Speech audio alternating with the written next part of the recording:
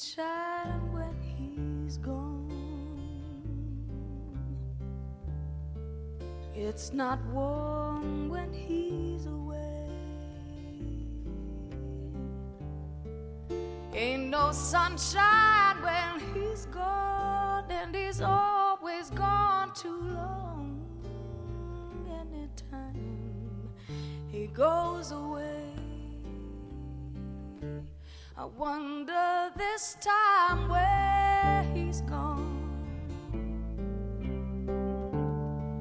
Wonder how long he's gonna stay. Ain't no sunshine when he's gone, and this house just ain't no home.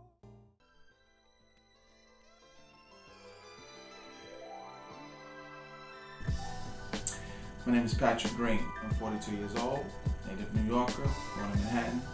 I have 3 sons. I'm a law enforcement officer and also a U.S. military veteran.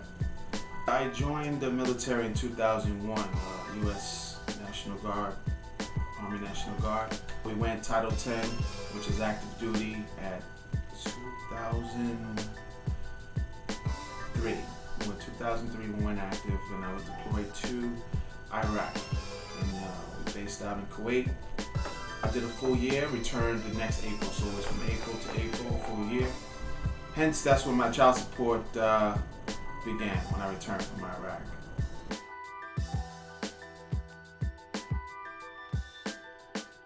My first son's mother, she took me to court in the Bronx, and I had a female magistrate.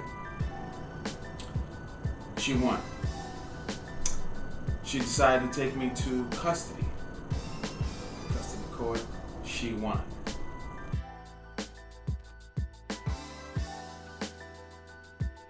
The process for custody is an investigation from ACS, as well as both parents getting or receiving some background information when dealing with separation and custody.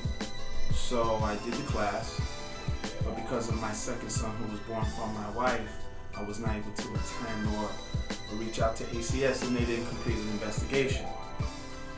So hence, my case was incomplete in court. The fight would have continued, but I was tired. It was been about 8 months long in this custody case. And I think I was even threatened later on that I would have to pay for the lawyer's fees for her lawyer.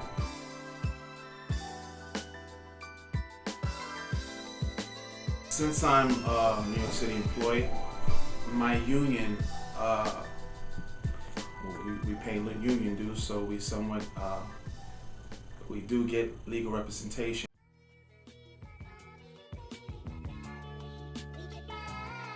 I had a female. She was very good. She wasn't from New York. She's from down south, Midwest or something like that, but she did pretty well over here in the East Coast. It was just long and drawn out. I guess it's just the system that plays out here. I guess there's no fairness because common sense dictates. We have 2 working parents. There should be some fair mediation. My lawyer did not understand what was going on and why this person wanted to pursue legal fees when obviously we're here for the child's benefit. It kind of went sideways.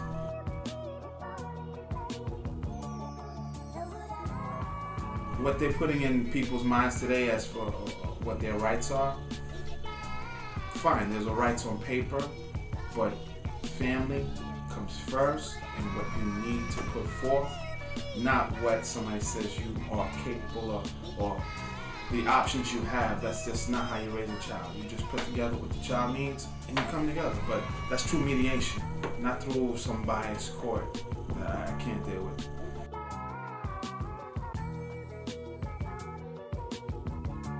Well, because of child support and the mandation of making that dollar, I don't get to see him much.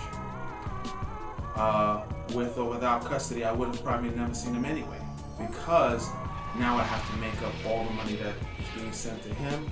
I have to make that up in overtime. In order to do that in overtime, you must stay an extra shift at the job. And obviously, working 16 hours a day, you don't get to see anybody.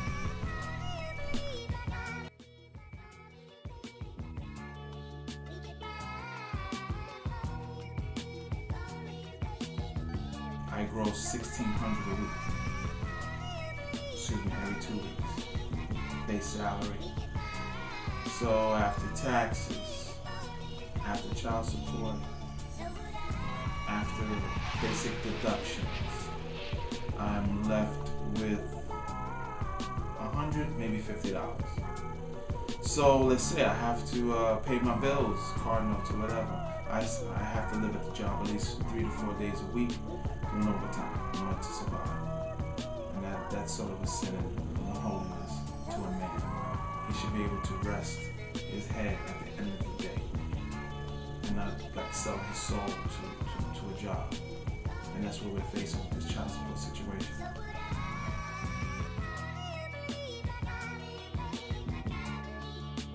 My first 2 child supports, they probably won't end until another 15 years, maybe 20 years. That's a lot of money. What I have calculated recently, from the year of 2005 when my child support started, up until this date, I might have paid $67,000 into the child support system.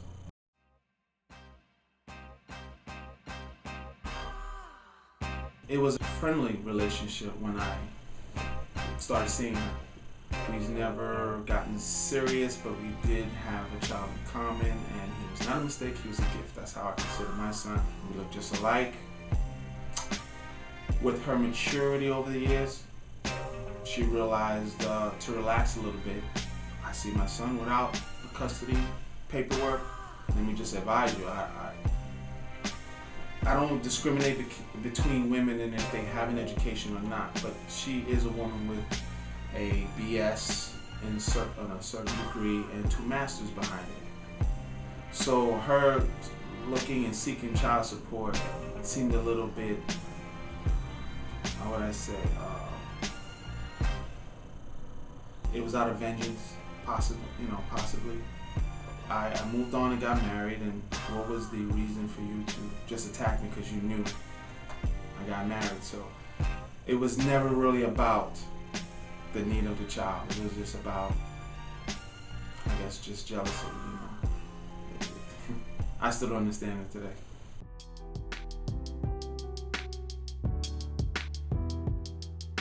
Well, any time and every day I see him, it's just a beautiful history in the making. From the day I've seen him come out his mother's womb, I was there, which was my first son. Up until today, I saw him a baby about a month and a half ago. He's as big as I am and only 11 years old. He's a beautiful kid, Regardless of all the separation and child support and custody, still doesn't faze me. That's my son.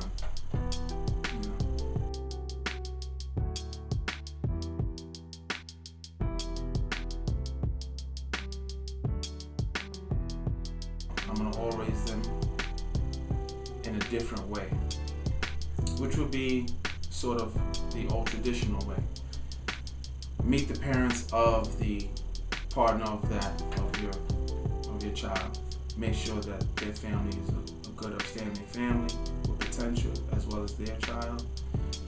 Hopefully that both grandparents or parents that be support those who get together, because there's not enough family anymore. There's usually one parent situations going on. I'm gonna let them know that you must raise a child, and then you have the backing from me as well as the other side of the family. When you have too many outsiders, you get confusion and you get a lot of separation.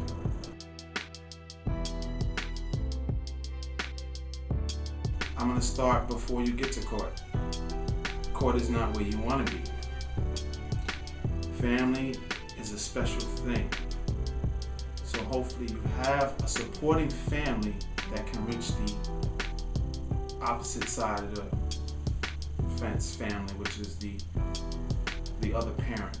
Hopefully someone of your family can reach her or him, speak to them. Hopefully there's a mediation before you even get to court. Remember, everything invested is for the kid, and hopefully, because the kid will eventually know and understand what gripes you have, and if it was bias or if it was out of spite or anger, it's going to be messy in the very end. And whoever has intent to cause that friction in the family, it will come to light in the very end. So hopefully a third party family member can mediate before, if it has to go to court. And if you go to court, be very, very humble and possibly have a lot of money. And if you don't have a lot of money, I pray for you, and the courts won't change.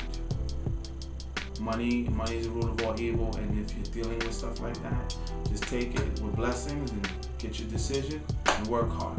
That's it.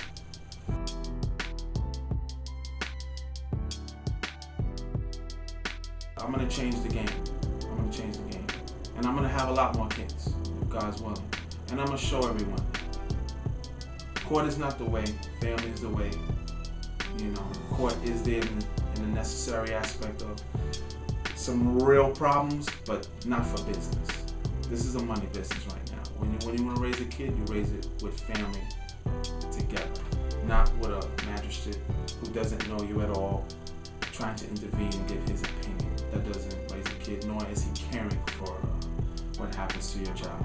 He's just saying, this money goes here, raise the kid. I've never seen that before. It doesn't make sense.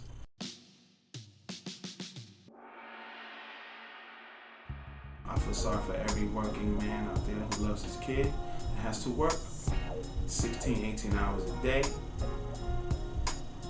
just to support a system, not his son, because a dollar doesn't raise a kid.